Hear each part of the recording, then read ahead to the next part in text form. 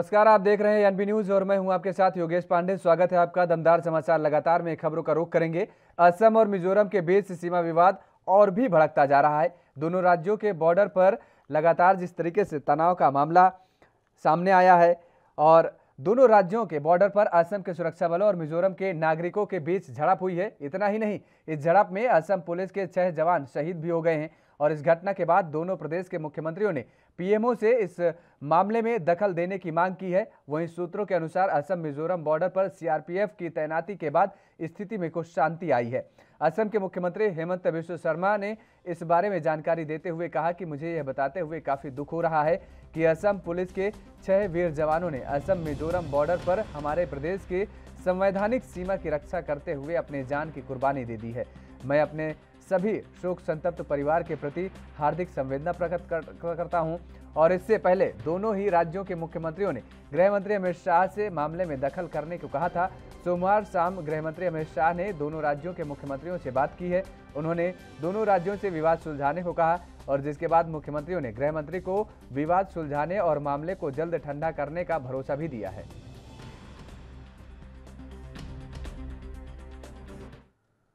PCC अध्यक्ष नवजोत सिंह सिद्धू ने सोमवार को पंजाब कांग्रेस भवन में पंजाब प्रदेश कांग्रेस कमेटी के 4 कार्यकारी अध्यक्षों के साथ संगठन के पुनर्निर्माण और जमीनी स्तर पर पार्टी को और मजबूत करने के बारे में विस्तृत चर्चा की।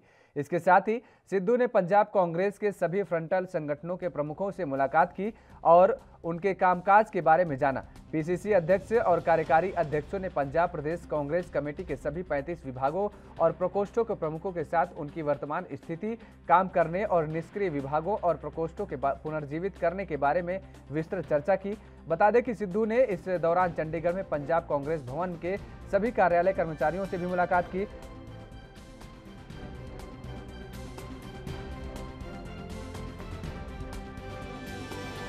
ਅੱਜ बड़े ही वधिया माहौल च साडे नवनियुक्त प्रधान श्री नवजोत सिंह सिद्धू जी और सारे चारे वर्किंग प्रेजिडेंट और ਜਿਹੜੇ वर्किंग प्रेजिडेंट और फ्रंटल ऑर्गेनाइजेशन के हैड्स की अज मीटिंग सी। बहुत वधिया मीटिंग रही, सारे ने अपने सुझाव दिते, सुनिया गया। सिद्धू साहब ने जिहड़ा हैगा होर स्ट्रोंग करने लई कांग्रेस नूं मंत्र दिता, जिहड़े चेयरमैन और फ्रंटल ऑर्गेनाइजेशन दे आए सी।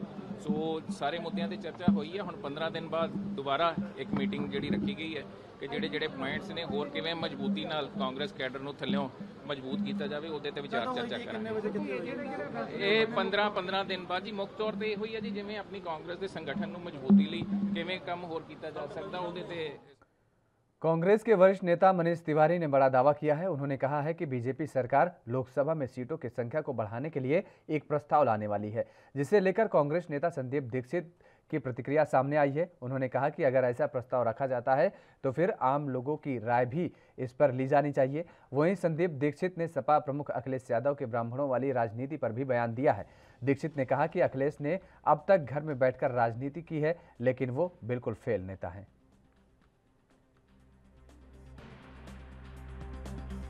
देखिए, ये कई बार प्रपोजल आया है और इलेक्शन कमीशन भी पहले यही करती थी जैसे जैसे जनसंख्या बढ़ती थी, क्योंकि ये था कि 12-15 लाख वोटर से ज़्यादा का एमपी संभाल नहीं पाएगा। पहले कम था तो ये था कि बढ़ता रहेगा। लेकिन इसमें जैसे अभी आपको याद होगा कुछ समय पहले जब महिला सुरक्षा बिल, महिला आरक्षण बिल आया था, तब भी ये था कि 50% के करीब सीटें बढ़ा दी जाए। मेरा ये है कि जो भी हो इसमें सार्वजनिक चर्चा कर इन सीटों को बढ़ाना चाहिए। और एक और बात है कि इस तरीके का संतुलन रखना चाहिए कि जिन प्रदेशों में जनसंख्या नियंत्रण अच्छी तरीके से हुआ है, जहां जनसंख्या और उसके स्वाभाविक वोटर उस हिसाब से नहीं बढ़े हैं जैसे और प्रदेशों में बढ़े हैं, कहीं वो उनको इसका खामियाजा ना भुगतना पड़े। ऐसा ना हो जाए कि जिन राज्यों ने, जिनकी सरकारों, जिनके लोगों ने जनसंख्या नियंत्रण में अच्छा एक तरीके से प्रगतिशील काम किया है, उनको सज़ा मिल जाए। कुछ भी करें, बात यह है कि अगर आप अच्छे विपक्ष हैं और अगर अखिलेश जी ने पिछले 3-4 साल में घर में बैठ के राजनीति नहीं की होती, सड़क पर आकर राजनीति की होती, लोगों के मुद्दों को उठाया होता, जब सरकार है उसके दमन के खिलाफ अगर आपने आवाज़ उठाई होती, तो ये जातीय तरीके की राजनीति करने की आपको कोई आवश्यकता नहीं थी। आप स्वाभाविक एक नेतृत्व करते। अच्छे व्यक्ति हैं, लेकिन मेरे ख्याल से पिछले 4-1 साल में उन्होंने अपने आप को बिल्कुल एक फेल नेता साबित किया है। मेरी तो खैर आशा थी उनसे कि वो इन सब से ऊपर उठ के मुद्दों की राजनीति करेंगे, लेकिन अंततोगत्वा वहीं आ गए जहां समाजवादी पार्टी है कि आप और कुछ नहीं, जब कुछ नहीं हो तो जाति। उत्तर प्रदेश कांग्रेस अध्यक्ष अजय कुमार लल्लू ने कई मुद्दों को लेकर अपनी बात रखी है। उन्होंने फोन टैपिंग को लेकर कहा कि विपक्ष पत्रकारों और कांग्रेस नेताओं का फोन टैप कर रहा है।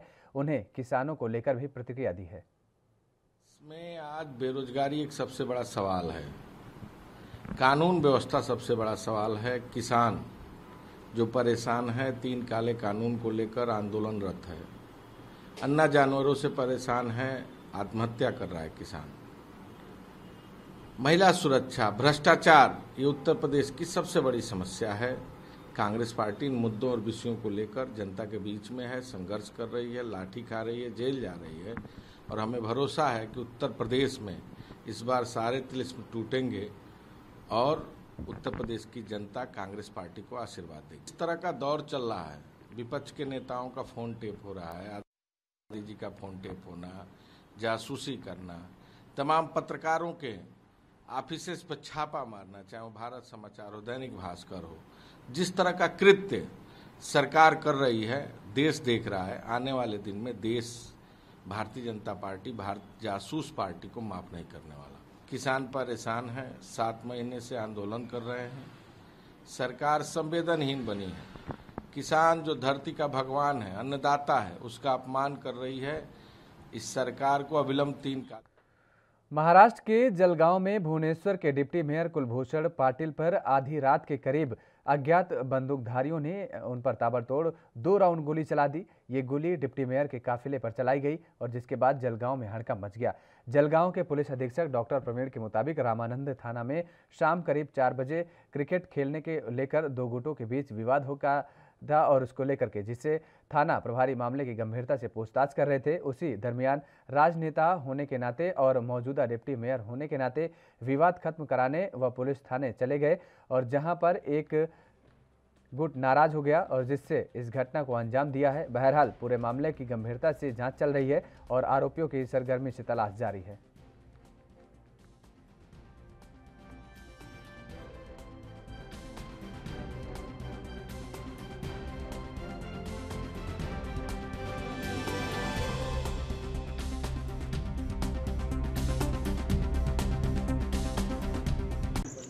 जळगाव शहरामध्ये अंदाजे 9:30 रात्रीच्या सुमारास रामानंदनगर पोलीस स्टेशन हद्दीतील पिंपळा परिसरामध्ये उपमहापौर कुलभूषण पाटील यांच्या घरासमोर आणि त्याच्यापूर्वी सोमानी मार्केट स्टॉल या ठिकाणी काही इसमांनी त्यांना अडवून आणि नंतर पाठलाग करून त्यांच्यावर फायरिंग केल्याची प्राथमिक माहिती पोलिसांना मिळालेली आहे। त्यांची फिर्याद पोलीस स्टेशनला दाखल करण्याचं काम चालू आहे। जी इतर माहिती या घटनेसंदर्भात सांगितली त्यानुसार दुपारी 4-4:30च्या दरम्यान 2 गटांमध्ये दोन्ही राजपूत समाजाचे। कोरोना संक्रमण की दूसरी लहर कमजोर पड़ते ही अब पाबंदियों में छूट मिलने लगी है। राजधानी दिल्ली में आज से मेट्रो और बस सेवा 100% क्षमता के साथ शुरू हो गई है। इसके साथ ही दिल्ली में आज से 50% कैपेसिटी के साथ सिनेमा थिएटर और मल्टीप्लेक्स भी खुल गए हैं। बता दें कि राजधानी में अप्रैल और मई महीने में कोरोना वायरस की दूसरी लहर के दौरान संक्रमण के मामलों और मौतों में अभूतपूर्व वृद्धि देखी गई थी। हालांकि पिछले कुछ हफ्तों में सुधार आया है और जिसके बाद सरकार चरणबद्ध तरीके से शहर को दोबारा खोल रही है। और इसके अलावा दिल्ली सरकार ने शादियों में शामिल होने वालों की संख्या बढ़ा दी है। दिल्ली में अभी तक सिर्फ एक शादी में 20 लोगों के शामिल होने की अनुमति थी, जिसे अब बढ़ाकर 100 लोगों की कर दी गई है। तो मेंटेन ना पहले हो रही थी, ना हो रही है, ना बस में, ना मेट्रो में, ना कहीं मार्केट में। जैसे लास्ट टाइम केसेस बढ़ गए थे इसी रीजन से, अब भी बढ़ेंगे 100%। पर जब 50% था तो काफ़ी लंबी लंबी लाइनें लगती थी, लोग बसेस के लिए वेट करते थे। जब जहाँ से बसेस स्टार्ट होती थी उसके बाद बीच में रुकती नहीं थी, जगह मिलती थी। तो इसमें और अभी में अभी से ये फ़र्क हो गया है कि लोग बैठ चढ़ पाएंगे, मगर प्रॉब्लम तो वही है ना, जो हमारा मेन रीज़न था कोविड, वो तो इससे बीट होगा, वो मीट नहीं होगा, बीट ही। In my opinion, the decision of the government is right, because जो रश मेट्रो की लाइन में पहले हो रहा था और जो बसेस की लाइन में हो रहा था, उससे भी जो है कोविड फैलने के उतने ही चांसेस थे। तो अब लोगों को लाइन में नहीं लगना होगा और इस वजह से भी केसेस जो है। मध्य प्रदेश के मंडला में मानसून की शुरुआत हो गई है। लगातार भारी बारिश का दौर शुरू हो चुका है, जिसके चलते छोटे बड़े सभी नदी नाले उफान पर आ गए हैं और कई जगहों पर आवागमन बाधित हो गया है। गौरतलब है कि इन सभी छोटे बड़े नदी नालों का पानी जीवनदायिनी मां नर्मदा नदी में जाकर मिलता है। वहीं दूसरी ओर भारी बारिश के चलते नर्मदा नदी उफान पर आ गई है और जिससे लगातार जलस्तर बढ़ता जा रहा है। बता दें कि भारी बारिश के चलते सभी घाट भी डूब चुके हैं और इसी को देखते हुए प्रशासन भी अलर्ट जारी कर दिया गया है, जिससे किसी भी प्रकार की आपदा के समय चौकन्ना रहा जा सके। इसके साथ ही सभी घाटों में पुलिस के साथ एसडीआरएफ के जवानों को तैनात किया गया है। चाहूँगा कि हमारे डायरेक्टर जनरल महोदय श्री अशोक द्वारे साहब के निर्देशानुसार यहाँ पर हमारी जो टीमें बनाई गई हैं सुरक्षा व्यवस्था को लेकर के ईओसी, क्यूआरटी, डीसी रिजर्व और डीआरसी ये बनाई गई हैं। तो यहाँ पर लोकल में क्यूआरटी की 3 टीमें हैं। तो क्यूआरटी की 3 टीमें 3 शिफ्ट में काम कर रही हैं और आवश्यकता पड़ने पर यदि बाढ़ की स्थिति उत्पन्न होती है तो पूरी तीनों टीमें क्यूआरटी के एक साथ होकर के और बाढ़ आपदा के समय कार्य करेंगी। ऐसा हमारा ये पिछले वर्ष भी हमने ऐसे किया था और यही अपना सुरक्षा व्यवस्था के लिए काम किया गया है। सर, रफ्ता घाट की बात करें यहाँ पे, चूँकि लोग इस विहंगम दृश्य को देखने के लिए काफ़ी दूर दूर से लोग आते हैं इस जगह पे किस तरह की क्या व्यवस्था है इस जगह की? रफ्ता घाट की ही बात करें तो रफ्ता घाट से लगा हुआ हमारा होमगार्ड ऑफिस भी है, अभी होमगार्ड कैंप है और वहाँ पर हमारी क्यूआरटी टीम और एसडीआरएफ टीम हमेशा ड्यूटी के लिए और यहाँ पर हमेशा तत्पर रहती है और बाढ़ के समय ही नहीं पूरे समय और भी समय बाकी समय में ये हमारी टीम यहाँ पर अपने इक्विपमेंट के साथ में। राजकुंद्रा पोर्नोग्राफी मामले में मॉडल अभिनेत्री सागरिका सोना सुमन ने कई बड़े खुलासे किए हैं। दरअसल आपको बता दें कि सागरिका के मुताबिक राजकुंद्रा की कंपनी बिग बॉस के प्रतिभागियों को टारगेट करने की योजना में थे। सोना सुमन और मैं आप लोगों से कुछ और भी बताना चाहती हूँ। इनका जो प्लानिंग चल रहा था राजकुंद्रा की कंपनी का, इनका जो प्लान पे वर्कआउट ये लोग कर रहे थे वो उनका सपना अधूरा रह गया। बट वो ये था कि ये लोग बिग बॉस के जो प्रतिभागी होते हैं उनको ये लोग टारगेट कर रहे थे। जैसे निकी तंबोली जो बिकनी शूट वगैरह करते हैं उनको ये लोग मेन टारगेट कर रहे थे। एक निकी तंबोली, अर्शी खान, स्कारलेट रोज, सेलिना जेटली, नेहा धूपिया, किम शर्मा, ऐसे करके काफ़ी सारे जो मिड टाइप जो सेलिब्रिटीज़ थे उनको ये टारगेट कर रहे थे अपने स्ट्रीमिंग शोज़ के लिए, अपने हॉट शॉट्स के लिए। बट जब जैसे ही आप जानते हैं कि फरवरी में उमेश कामत गिरफ्तार हो गए थे तो उनके गिरफ्तार होने के बाद इनका जो वर्कआउट चल रहा था इस प्रोजेक्ट पे वो। फिलहाल रुकते हैं एक छोटे से ब्रेक के लिए। ब्रेक के बाद फौरन हाजिर होते हैं।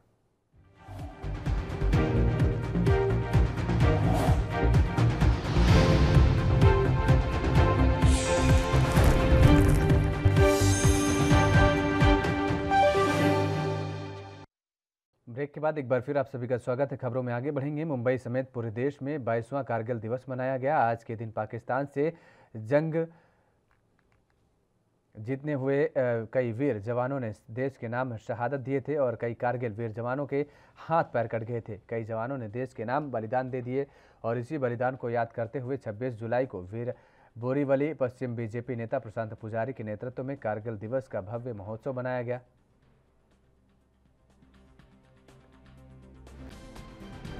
मुंबई से पूरे देश में विश्व कारगिल दिवस मनाया जा रहा है। आज मुंबई के बोरीवली में भी इसी तरह का 22वां कारगिल दिवस मनाया जा रहा है। यह एक ऐतिहासिक दिन माना जाता है हमारे देश के लिए, हमारे देश के सम्मान के लिए। आप तस्वीरें देख पा रहे हैं कि तमाम कारगिल युद्ध में शामिल होने वाले तमाम वो जाबाज सिपाही हैं, जाबाज अधिकारी हैं, जिन्होंने अपनी जान को जोखिम में डालकर देश के सम्मान के लिए, देश के इतिहास के लिए उन्होंने एक बड़ा इतिहास रचा हुआ है। इसी इतिहास को कायम करते हुए प्रशांत पुजारी जी ने उनको सम्मानित करने का आह्वान किया था। लिहाजा आज तमाम जो अधिकारी यहाँ मौजूद आप देख पा रहे हैं कि वह तमाम अधिकारी हैं जिन्होंने देश के सम्मान के लिए न सिर्फ अपना बलिदान दिया है बल्कि उन बलिदानों को आज पूरा देश, पूरा विश्व याद रखता है। तो उनके साथ ही हम बात करेंगे कि किस तरह का ये बलिदान रहा है, किस तरह की जो लड़ाई थी उस दौरान क्या की कुछ चीज़ें आपके सामने आई, किस तरह की परिस्थितियां बनी, परिवार के लोग किस तरह से उम्मीद करते थे कि आप कब घर लौटेंगे। जी बताइए। सर परिस्थितियाँ हमारे सामने तो एक ही थी कि भाई दुश्मन को जल्दी से जल्दी अपना जो कब्जा किया हुआ है इन पोस्टों को ऊपर से भगाना है मतलब। और जब युद्ध चल रहा है सर तो हमें सिर्फ एक ही चीज़ ध्यान रहती है, अपनी मातृभूमि की रक्षा करना, क्योंकि हम लोग वॉलंटियरली सेना के अंदर आए थे। तो ये जो घर परिवार है ये बाद में है हमारे लिए, तो परिवार का तो ध्यान रखता कोई ध्यान था ही नहीं हमारे को कि हमारा कोई परिवार भी है। हमारा जो परिवार है वो हमारे जैसे गुरुजी थे या जो हमारे बाकी साथी थे वही हमारा कुटुंब था, और जो हमारा माँ थी वो जिसके ऊपर उन्होंने कब्जा कर रखा था, हमारे लिए सब कुछ वही एक भारत भूमि है सर। ये चीज़ का तो हमें बिल्कुल भी पीछे क्या हो रहा है इस चीज़ का हमें बिल्कुल भी दिमाग में आता नहीं था। उस टाइम एक ही मकसद रहता था कि भाई किसी भी तरह दुश्मन ने जो अपनी मातृभूमि के ऊपर कब्जा किया हुआ है उसको उखाड़ के फेंकना है सब। देखिए दीपचंद जी, जब सेना का नाम आता है या फिर पाकिस्तान का नाम आता है तो ऐसे ही खोलने लगता है। इस तरह की जाबाजी जो हमारे देश से हर नागरिक हर युवा में रहती है। ऐसे में जब परिवार की तरफ से पूछा जा रहा होगा कि परिस्थितियां क्या है, लड़ाई चलने वाली है या लड़ाई चल रही है, ऐसे में परिवार की तरफ से कितना सहयोग मिल रहा था या परिवार की तरफ से कोई कम्युनिकेशन इस तरह का कुछ हो पा रहा था? सर परिवार की तरफ से तो आप अभी भी देख रहे हो, मेरी अर्धांगिनी सुशीला देवी हमारे साथ 24 घंटे तैयार में रहती हैं। उस टाइम भी था कि कोई गम नहीं है, मतलब इस चीज़ का कोई गम नहीं था। उनको सबको पता, क्योंकि जो हमारा परिवार रहता है, जो उसमें हमारी माँ हो, बाप हो, बहन हो, उन्हें पता है कि देश के लिए कोई बात नहीं, अगर शहीद भी हो गए तो हंसते हंसते, उनको कोई इस चीज़ का गम नहीं था, क्योंकि हमने ये चीज़ अपनी खुशी से चुनी थी। सर क्या कहेंगे, प्रशांत जी ने एक बार फिर से लोगों को आह्वान किया है और पुराने दिन याद दिलाए। प्रशांत जी का और अपने रावत जी का बहुत बहुत, और पूरे मुंबई वासियों का, क्योंकि मुंबई वासियों मतलब हमेशा ही नगरों में नगर महानगर है मुंबई, और राष्ट्रों में राष्ट्र महाराष्ट्र है। तो बहुत ही मेरी तो कर्म भूमि है सर, मैं आपको झूठ नहीं बोल रहा हूँ। मैं 17-18 साल का आया था तो मैं नासिक के अंदर ट्रेनिंग किया था और मैं अभी भी महाराष्ट्र के अंदर ही रह रहा हूँ।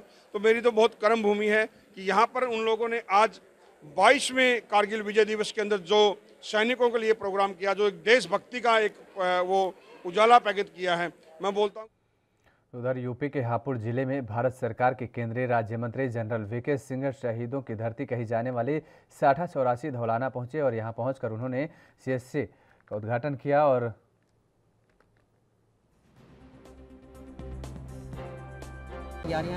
ये दूसरा कर रहे हैं। हमारी इस विधानसभा क्षेत्र के अंदर 3 प्लांट लगे हैं। लखवा का हो गया है, अभी धौलाना का हुआ, अब सपनाबाद जा रहा है। ऑक्सीजन का पर्याप्त बंदोबस्त किया जा रहा है ताकि समस्या ना हो आगे आने वाले दिनों में। और ये प्लांट जो है वो 250 लीटर पर मिनट का प्लांट है, वही सपनाबाद के अंदर। तीनों प्लांट एक ही। सर ऑक्सीजन प्लांट का उद्घाटन किया गया है, आपको यहाँ प्रभारी बनाया गया है, किस तरीके से इसकी देखरेख की जाएगी और क्या फायदे रहेंगे इसके? ये प्लांट लगवा दिया गया है और ये सुचारू रूप से तैयार है, चलने के लिए चल रहा है और इसकी टेस्टिंग कर ली गई है और आज जनरल वीके सिंह द्वारा इसका उद्घाटन भी कर दिया गया है। उम्मीद है कि आने वाले समय में यदि इसकी कोई आवश्यकता पड़ेगी तो ये सारी आवश्यकताएं यहाँ की पूरी हो जाएंगी। हिमाचल प्रदेश के 10 जिलों में मंगलवार और बुधवार को भारी बारिश का रेड अलर्ट जारी किया गया है और इस दौरान प्रदेश में भूस्खलन की चेतावनी भी जारी की गई है। लोगों से नदी और नालों के समीप नहीं जाने की अपील की गई है। 1 अगस्त तक पूरे प्रदेश में मौसम खराब होने और पूर्वानुमान जताया गया है कि सोमवार से राजधानी शिमला में दिन भर बारिश का दौर जारी रहा है। जिला कांगड़ा में रविवार देर रात में सोमवार सुबह करीब 11 बजे तक बारिश हुई।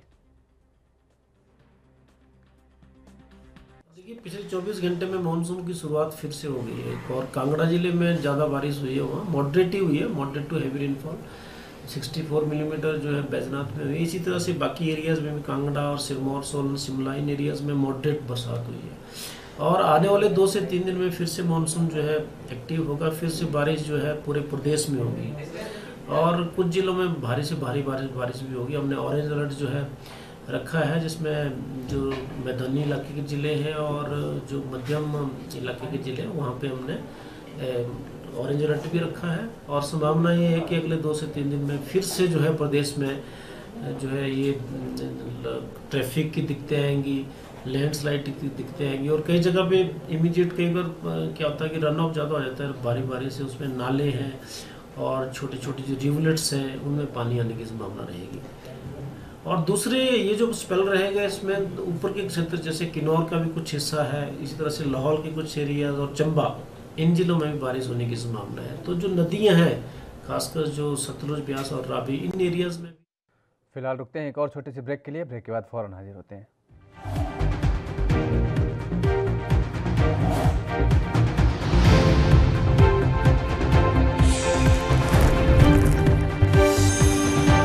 ब्रेक के बाद एक बार फिर आप सभी का स्वागत है। खबरों में आगे बढ़ेंगे। वैसे तो सावन में सभी शिव मंदिरों में भक्तों की भीड़ दर्शन को इकट्ठी होती है और शिवालयों में शिव भक्त रुद्राभिषेक करके भगवान भोलेनाथ का आशीर्वाद लेते हैं। लेकिन औरैया का एक शिवालय ऐसा है जिसको पहचान कुछ अलग ही और इसके कुछ रहस्य भी हैं। इस शिवालय के बारे में ये भी बताया जाता है कि यहाँ पर स्थापित शिवलिंग हर साल बढ़ता भी है और यह भी कहा जाता है कि मंदिर पर चढ़ाए जाने वाले जल के बारे में आज तक कोई पता नहीं लगा पाया कि यह चढ़ाने वाला जल आखिर जाता कहाँ है। ऐसा नहीं है कि इसकी जानकारी करने का प्रयास नहीं किया गया। कुंटलों रंग घोलकर डालने का बाद भी यह पता नहीं लग पाया कि आखिर चढ़ाने वाला जल जाता कहाँ है। आज सावन का पहला सोमवार है। हम इस समय मौजूद हैं औरैया जनपद की प्राचीन मंदिर देवगली में। हमारे साथ मंदिर के पुजारी मौजूद हैं। हम इनसे बात करते हैं कि आज सावन का पहला सोमवार है, लोग कहाँ से दर्शन करने के लिए आ रहे हैं। यहाँ पर चारों तरफ से आते हैं, जो भी यहाँ जिला आसपास के पहुँचते हैं। सुबह 3:30 बजे आरती पूजा के बाद मेरी रहेगी। सारे भक्त अपनी पूजा आराधना कर रहे हैं। जो भी भक्त आ रहे हैं सभी अपनी अपनी पूजा करेंगे और अपने अपने घर जाएंगे शांतिपूर्वक। मंदिर की क्या मान्यता है जो लोग दर्शन करने के लिए आते हैं? मंदिर की कई वर्षों से सदियों से यहाँ भोलेनाथ पे आस्था है। सभी भक्तों की और जो भी यहाँ अपनी मनोकामनाएं मांगते हैं उनकी पूरी होती है।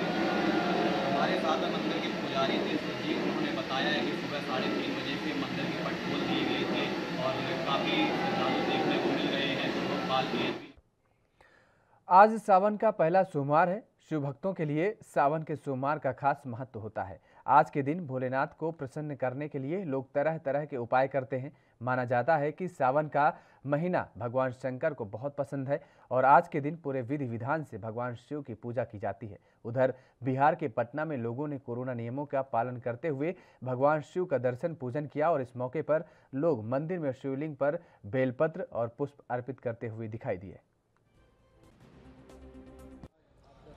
आज फर्स्ट सोमवारी है तो आस्था बहुत ज़्यादा है, इसलिए हम लोग मंदिर भी आए। तो यहाँ पे तो मतलब कुछ देर के लिए तो यहाँ पे बंद यहाँ खड़ा होना पड़ा, देन उसके बाद एंट्री मिला हम लोगों को। जो सरकार की तरफ से कुछ प्रोटोकॉल है क्या उसको आप फॉलो करते हो? हाँ, वो कोरोना के रिलेटेड है, देन वो तो हम लोगों को फॉलो करना, सब लोगों को फॉलो करना चाहिए वो। तो we are also following mask and sanitiser and all, we are following that. हर साल कितनी भीड़ रहती थी लेकिन अभी हाँ, इस बार because of corona only and we are in hostel. हम लोग हॉस्टल में रहते हैं तो हॉस्टल वाले के लिए थोड़ा मंदिर चले जाओ तो थोड़ा मन भी हो जाता है ना, इसलिए दैट्स वाई। कोरोना को लेकर लोगों को आप कितना अवेयरनेस करोगे? अवेयरनेस के लिए तो हम लोग बोलना चाहेंगे कि मतलब जितना कम ही भीड़ रहे वो ज़्यादा बेटर है, क्योंकि घर में अगर जिनका है तो वो घर में भी कर सकें। ज़्यादा जरूरी नहीं है कि मंदिर में जाके ही किया जाए, बट हाँ आस्था के कारण बहुत लोग चाहते हैं कि नहीं मंदिर में जाके एक मतलब शांति एंड ऑल के लिए भी बहुत लोग चाहते हैं कि नहीं मंदिर में पूजा किए तो हाँ लगता है कि।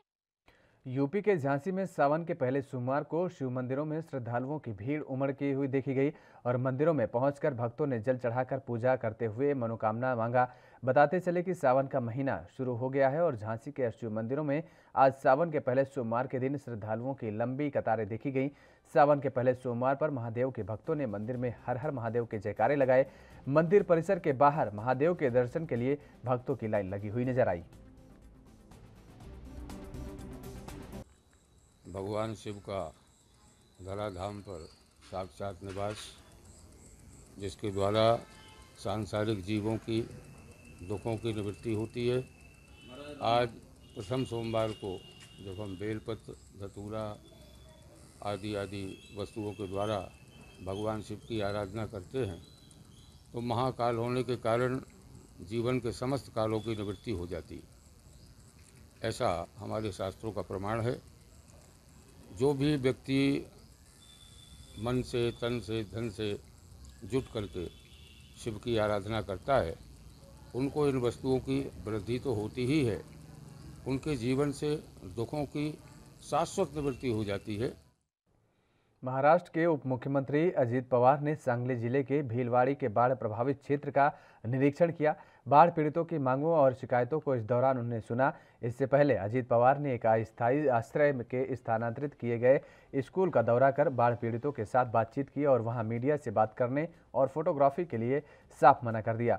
संरक्षक मंत्री जयंत पाटिल ने कहा कि निरीक्षण के बाद अजीत पवार ने पत्रकारों से बात करने से इनकार कर दिया और कहा है कि अजीत पवार सांगली में पत्रकारों से बात करेंगे। हालांकि वहां मौजूद पत्रकार उप मुख्यमंत्री से यही जानने की कोशिश कर रहे थे कि क्या लापता लोगों को ढूंढने में महाराष्ट्र सरकार विफल हो, क्या आपदा प्रबंधन पूरी तरह से फेल है, क्या सरकार बाढ़ पीड़ितों को सही तरीके से सुरक्षित ठिकानों पर नहीं पहुंचा पा रही है। इन्हीं सवालों से बचते हुए उप मुख्यमंत्री अजीत पवार ने सांगली में पत्रकारों से बात करने की बात कहते हुए अपने काफिले के साथ रवाना हो गए।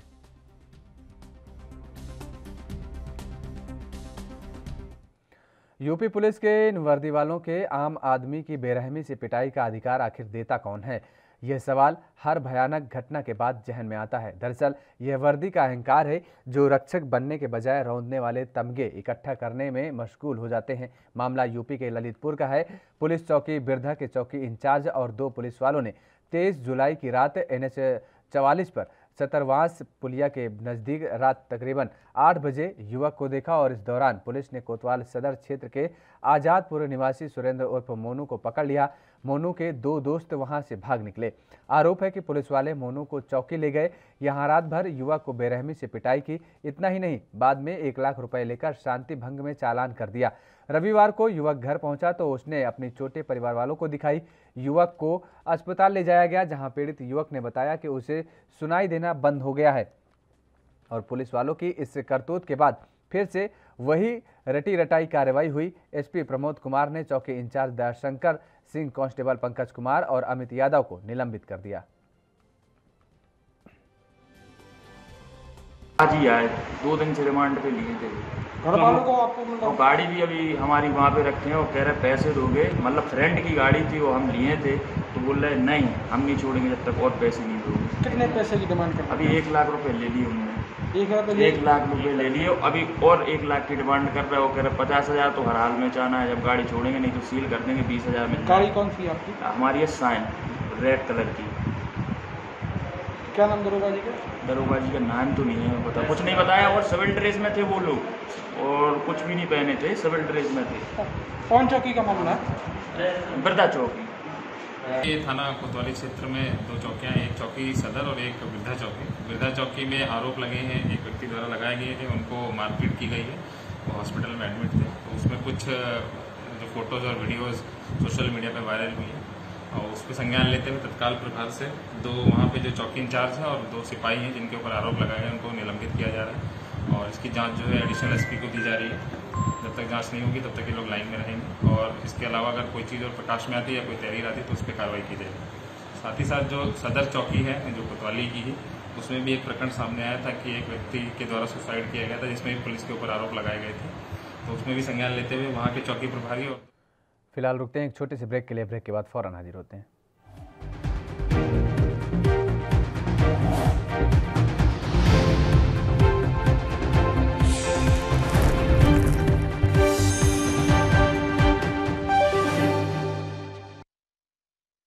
ब्रेक के बाद एक बार फिर आप सभी का स्वागत है। खबरों में आगे बढ़ेंगे। एक बार फिर बारिश ने जम्मू नगर निगम के दावों को धो डाला है। शहर के अधिकतर निचले क्षेत्रों में जलभराव के कारण जनजीवन प्रभावित हुआ है। कुछ घरों में तो पानी चला गया है और गनीमत ये रही कि झमाझम बारिश थम गई। हालांकि हल्की फुहार चलती रही लेकिन इसके जलस्तर कम होता चला गया और इससे पहले सोमवार सुबह करीब 6 बजे जब बिजली गरजने के साथ झमाझम बारिश बरसने लगी तो निचले क्षेत्रों में रहने वाले लोग समझ गए कि आज फिर उन्हें भारी नुकसान झेलना पड़ सकता है। बारिश के कारण नाले ओवरफ्लो होने के से मोहल्लों में पानी भरना तय हुए और क्योंकि नगर निगम कोई पुख्ता प्रबंधन करने में नाकाम ही रहा है और 1-2 स्थानों पर अतिक्रमण हटाने की कार्रवाई करने के सिवा निगम नालों को खाली करवाने की दिशा में कुछ भी नहीं कर पाया। अलबत्ता नालों की सफाई जरूर करवाई गई और जिससे थोड़ी राहत जरूर रही। पैसा दिया, पहले यहाँ के लिए कोई पैसा वगैरह लागू नहीं होता था, ये अनलीगल है। तो अभी इन्होंने पैसा दिया है, काफ़ी 7,82,000 दिया था, लेकिन उस 7,82,000 का कोई काम राइट नहीं हुआ। ये काम होना चाहिए था राइट, मतलब जो गवर्नमेंट का पैसा जहाँ पर लगेगा तो जनता के भलाई के लिए होना चाहिए, लोगों की भलाई के लिए, लेकिन ये कोई भलाई नहीं। उसके बाद में जो है ना, ये हमारा शिव जी का मंदिर है, अभी इसके मंदिर के बीच में भी हमें जाना बहुत मुश्किल हो रहा है। हम सुबह 4 बजे उठे थे, 4 बजे हम जैसे ही बाहर निकलना शुरू हो गया तो बारिश शुरू होगी, पानी भरना शुरू हो गया, फिर हम पानी इसमें नहीं जा पाए। पीछे से वो जो पीछे रोड है, उस रोड से पानी मतलब नहर की तरह पानी आ रहा था यहाँ के लिए, तो उधर से भी पानी आ रहा है और इस साइड से भी पानी इधर ही आ रहा है। तो ये जो है ना सारा ये सिस्टम घरों में भी चला गया। ये जो है ना, ये पीछे लड़के ही इसके घर के बीच में भी पानी चला गया। ये दुकान भी है, दुकान के अंदर भी पानी चला गया। हमारे उधर आगे घर हैं तो उधर भी पानी चला। तेलंगाना में वरंगल विधायक नन्ना पुनेनी नरेंद्र ने एलबी नगर उर्दू भवन शादी खाना में लोगों को नए राशन कार्ड बांटे और इस दौरान विधायक नन्ना पुनेनी नरेंद्र ने कहा कि मुख्यमंत्री केसीआर ने पूरे प्रदेश में 3,60,000 से अधिक पात्र लाभार्थी को नए राशन कार्ड बांटने के लिए एक कार्यक्रम शुरू किया है और इसी कड़ी में वरंगल पूर्व में नए राशन कार्ड सौंपे गए हैं। विधायक नरेंद्र ने कहा कि उन्हें एक और मौका देने के लिए वे कड़ी मेहनत करेंगे। जब यूपी के बाराबंकी में तेज मूसलाधार बारिश हुई है और नेपाल राष्ट्र ने अपना पानी सरयू नदी में छोड़ा है, तब नदी के किनारे बसे गांवों पर बाढ़ की आफत आ गई है। यहां बाढ़ पीड़ित ग्रामीण प्रशासनिक अधिकारियों और क्षेत्रीय विधायक से काफ़ी नाराज हैं और बताया जा रहा है कि विधायक सिर्फ वोट मांगने यहां आते हैं और परेशानी से उनका कोई वास्ता नहीं होता है।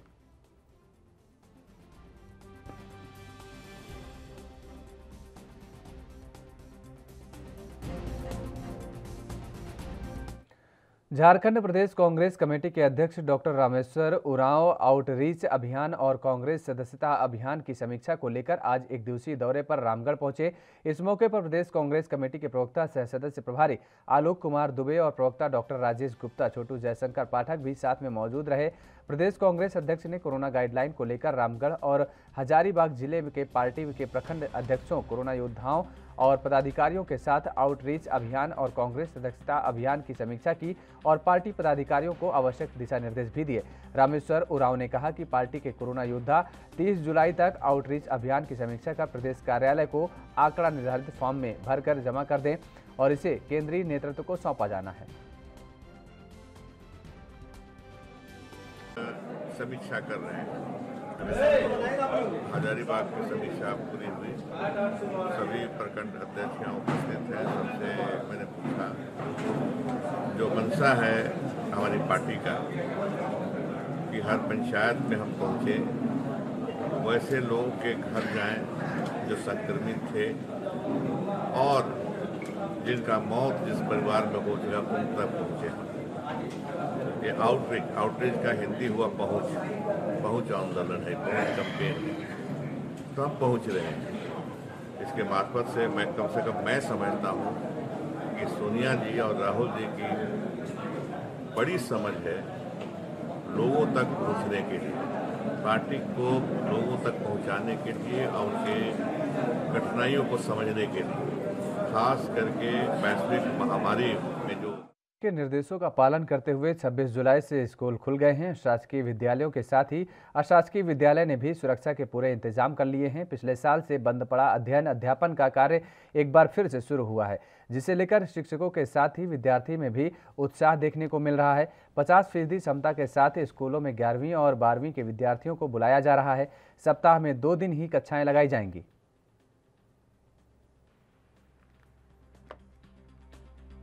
आज पहला दिन था, आज उतनी प्रोग्रेस नहीं दिख रही है, लेकिन सारे टीचर्स यही बोल रहे हैं कि नेक्स्ट टाइम जब भी आएंगे हम तो तब से सारे सब्जेक्ट्स में पढ़ाई स्टार्ट हो जाएगी। एक फ़ायदा ये भी है कि ज़्यादा फ़ोन में घुसना नहीं पड़ेगा, ऑफलाइन में फेस टू फेस पढ़ाई कर पाएंगे तो वो प्रॉफिट ही है। अब अच्छा हुआ खुल गए हैं। कोविड भी हम लोगों ने इस यहाँ पर सोशल डिस्टेंसिंग और सैनिटाइजेशन का पूरा व्यवस्था की हुई है। बच्चों को बाहर ही हम लोगों ने सैनिटाइज करने के बाद ही अंदर आने दे रहे हैं। दूसरा, सभी बच्चे जो भी स्कूल आ रहे हैं उनके गार्जियन का घोषणा पत्र भी हम लोगों को चाहिए है, उसके बाद ही स्कूल में प्रवेश मिलेगा। दूसरा, शासन ने बोला है कि उनमें वीकडे। अमेठी में जीवनदायिनी 102 और 108 एम्बुलेंस के कर्मचारियों ने अपनी मांगों को लेकर चक्का जाम करते हुए विरोध प्रदर्शन किया है, जिसके चलते इमरजेंसी सेवाएं ठप कर दी गई हैं। जिले में मरीजों को अस्पताल तक पहुंचाने के लिए भारी परेशानियों का सामना करना पड़ रहा है। और इसी बीच अमेठी में बाइक से जा रहे 2 युवकों को सामने से आ रही ट्रक ने इतनी जोरदार टक्कर मारी कि एक युवक ट्रक के नीचे चला गया और ट्रक उसके ऊपर से गुजर गई, जिसके चलते उसके पैर चोट लग गई। और स्थानीय लोगों ने मौके पर ट्रक को पकड़ लिया और पुलिस को सूचना दी, लेकिन पुलिस का भी अमानवीय चेहरा देखने को मिला। पुलिस वाले ट्रक चालक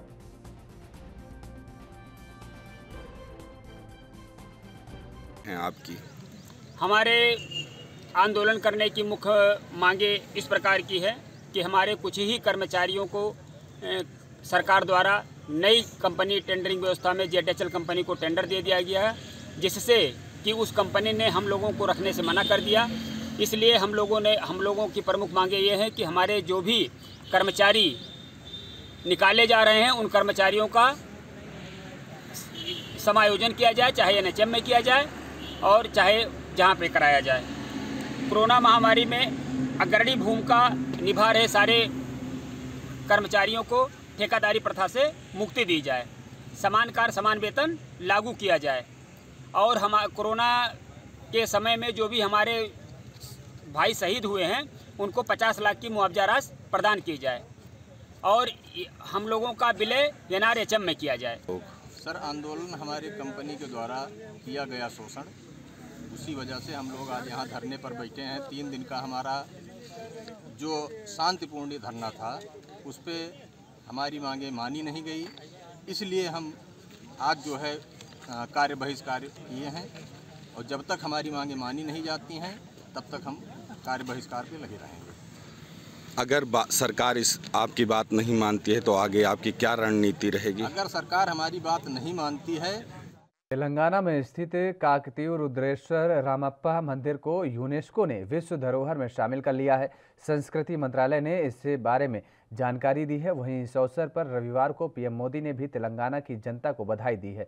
और अब इसी कड़ी में तेलंगाना के TRS सांसद भूलोत कविता ने मुख्यमंत्री KCR और पार्टी के प्रदेश अध्यक्ष और तेलंगाना के नगर प्रशासन और शहरी विकास मंत्री को तारका रामाराव को धन्यवाद दिया है।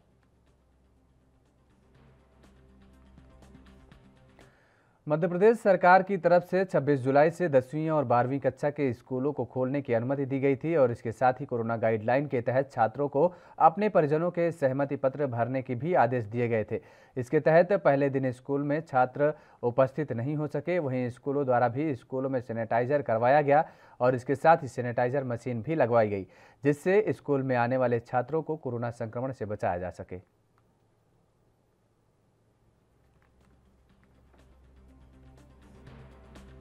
हाँ, शासन के निर्देशानुसार आज 26 तारीख से विद्यालय प्रारंभ हो गए हैं और बच्चे आज काफ़ी संख्या में स्कूल में आए थे। बच्चों से और उनके पेरेंट्स से हम सहमति पत्रक भरवा रहे हैं कि उनके परिवार में कोई कोरोना संक्रमित नहीं है और यदि कोई बच्चा कोरोना संक्रमित है अथवा नहीं है तो इससे संबंधित सहमति पत्रक हमको भरवाना है और बच्चों को माता पिता की सहमति से ही विद्यालय में हम ले रहे हैं। कल तक हमारे यहाँ सब घोषणा पत्र भर के सहमति पत्र भर के आ जाएंगे। हमारे विद्यालय में पिछली साल सत्र में 1339 बच्चे थे, इस बार तकरीबन 100 बच्चे और बढ़ जाएंगे। 1400 के आसपास हमारे विद्यालय में टोटल बच्चे हो जाएंगे। हमने सुरक्षा का पूरा मापदंड रखा है। प्रत्येक क्लास में सैनिटाइजेशन की व्यवस्था रखी है और सैनिटाइजेशन की हमने सेंसर युक्त मशीन लगाई है। बच्चा जब एंट्रेंस करेगा तो अपने हाथ जो है सैनिटाइजेशन मशीन के सामने ले जाएगा, उससे वो अपने आप सेंसर युक्त मशीन से सैनिटाइज हो जाएगा। विद्यालय को भी हमने सैनिटाइज। मध्य प्रदेश सरकार द्वारा आज 26 तारीख से 10वीं और 12वीं की कक्षा प्रारंभ करने की अनुमति दे दी गई है। कक्षा प्रारंभ करने के दौरान पूरी तरह से कोरोना गाइडलाइन का पालन भी करना होगा। वहीं हम स्कूल प्रबंधन की बात करें तो स्कूल प्रबंधन ने भी कोरोना गाइडलाइन के हिसाब से स्कूल में सारी व्यवस्थाएं कर दी हैं। सैनिटाइज मशीन भी लगा दी है। वहीं क्लास में छात्रों को बैठने के लिए जो व्यवस्था की गई है उसमें भी सोशल डिस्टेंसिंग की व्यवस्था की गई है। वहीं स्कूल आने से पहले स्कूल प्रबंधन ने एक अनुमति पत्र भी, सहमति पत्र भी परिजनों से भराया गया है। वहीं स्कूल में 50% के हिसाब से छात्रों की आने की अनुमति रहेगी, उपस्थिति रहेगी। लेकिन देखने वाली बात यह है कि आज 26 तारीख से इन स्कूलों को खोला गया तो वहाँ स्कूलों में छात्रों की अनुपस्थिति देखी गई। आने वाले समय में अब जब छात्र स्कूल पढ़ने आएंगे, कक्षा प्रारंभ होगी, कक्षा में बैठकर अपनी शिक्षा ग्रहण करेंगे, उस दौरान पूरी तरीके से कोरोना गाइडलाइन का पालन किया जाएगा। कैमरामैन शाकिर के साथ ANV न्यूज़ के लिए। यहाँ रुकते हैं एक और छोटे से ब्रेक के लिए। ब्रेक के बाद फौरन हाजिर होते हैं।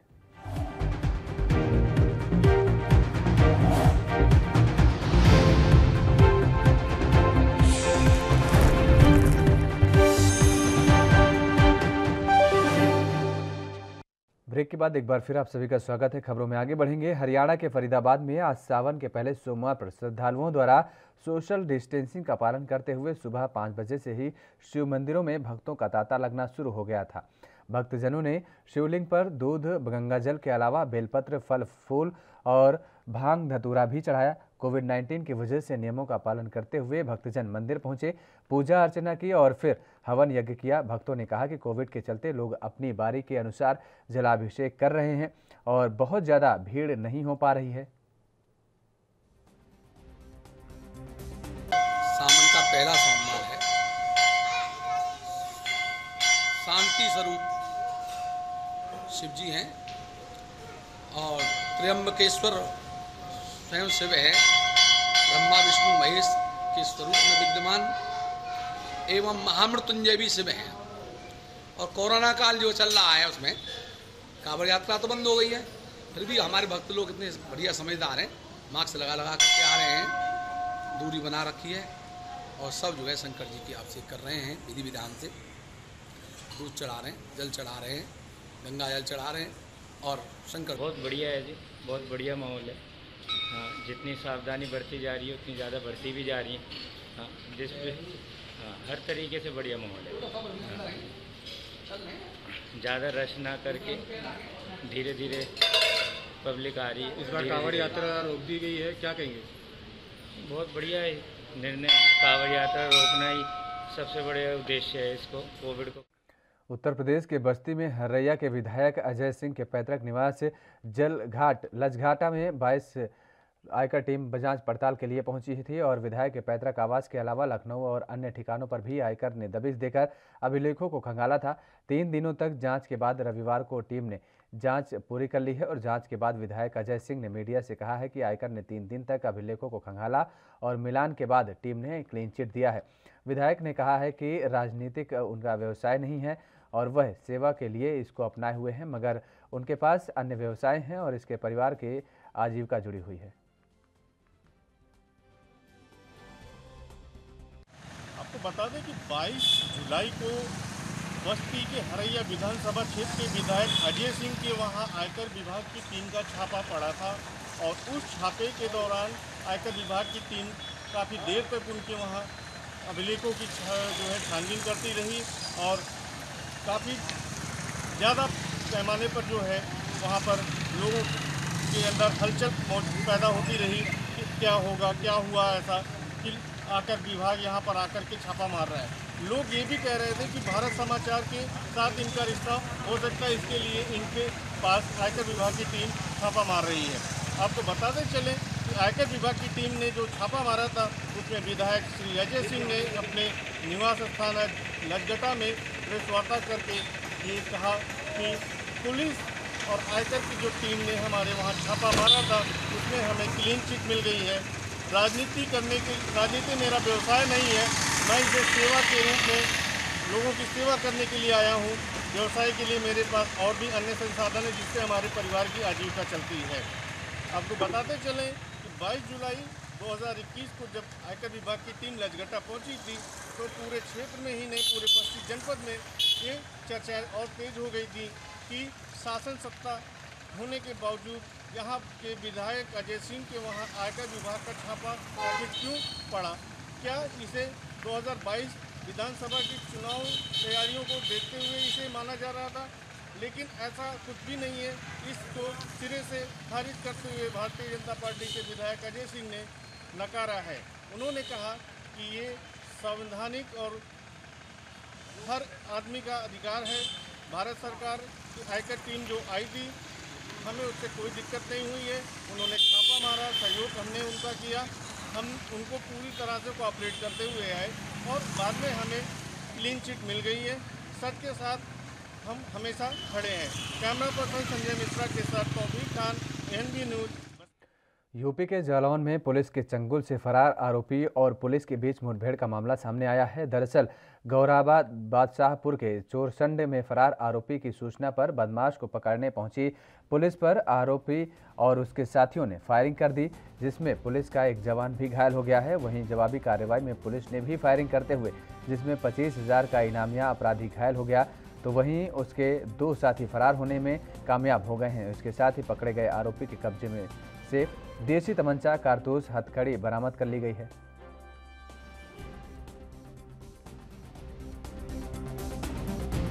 बादशाहपुर से हथकड़ी सहित फरार हो गया। इस संबंध में पुलिस अधीक्षक जौनपुर महोदय द्वारा तत्काल टीम गठित की गई और अभियुक्त की गिरफ्तारी के लिए दबिश देने हेतु कहा गया। इसी क्रम में इसी कड़ी में थाना गोरा बादशाहपुर को जब पता लगा कि अभियुक्त रौरकिला गया अपने निवास पे, वहाँ जाने के बाद जब उसके भाई से पूछा तो पता लगा कि वो बिलासपुर में है। बिलासपुर से अभियुक्त को गिरफ्तार किया गया, वहाँ से जब जौनपुर आया गया। रास्ते में पूछताछ में अभियुक्त ने बताया कि उसके साथ 3 साथी और थे और ये चौथा साथी था और इसने हथकड़ी एक जगह चोरसंड में छुपा रखा है। जब पुलिस टीम वहाँ पे गई तो जो उसके अन्य 2 साथी थे उन्होंने मौके का फायदा उठाकर पुलिस पर फायरिंग की। जवाबी फायरिंग में अभियुक्त चंद्र सोनकर को गोली लगी, उसको बनास रेफर किया गया है। अभियुक्त बहुत ही साथी किस्म का अपराधी है, वो थाना कोतवाली का हिस्ट्री शीटर है। उसके खिलाफ 9 मुकदमे हैं जो कि हिनेस क्राइम के हैं। अन्य अभियुक्तों के जो कि मौके से फरार हो गए, गिरफ्तारी के प्रयास किए जा रहे हैं। अभियुक्त 25,000 का इनामी बदमाश है।